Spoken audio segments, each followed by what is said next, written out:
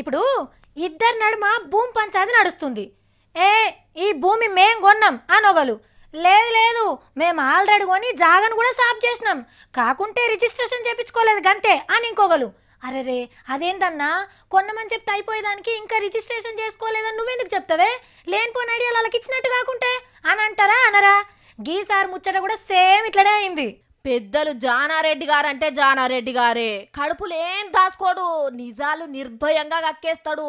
నా ఓడు నీ ఓడు అనే తేడా లేకుండా సొంత పార్టీ లీడర్లనే వేసేసిండు.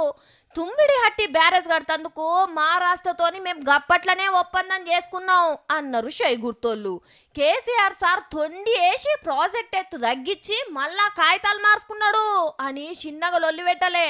మహాపాపం మహాద్రోహం అనుకుంటా నల్ల జెండాలు పట్టుకొని తిరిగిన ఉత్తమ్ సార్ను, జీవన్ రెడ్డి సార్ను, భట్టి విక్రమార్క సార్ను ఒక్క డైలాగ్ తోని గోదాట్ల ముంచినంత పని చేసిండు పెద్దలు జానారెడ్డి గారు.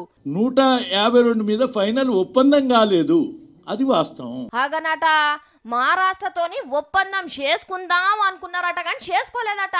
అంటే వాళ్ళ పార్టీ లీడర్ల అన్ని తూర్తుపేల్ మాటలని జానారెడ్డి గారే ఖండాలుగా ఖండించినట్టు లెక్క. నిజాన్ని గింత నిర్భయంగా చెప్పి సొంత పార్టీ లీడర్లను గట్టిగానే ఇరికిచ్చిండు. గింత సందు దొరికినాక ఇక కారు గుర్తో లూకుంటారా? కవితకేమన్నదో ఈనుండ్రి. మరి జానారెడ్డి గారి వైఖరినే మిగతా కాంగ్రెస్ నాయకులందరూ కూడా పాటిస్తే ప్రజలకు కన్ఫ్యూజన్ లేకుండా ఉంటుందని చెప్పి నేను పర్సనల్గా భావిస్తూ ఉన్నాను.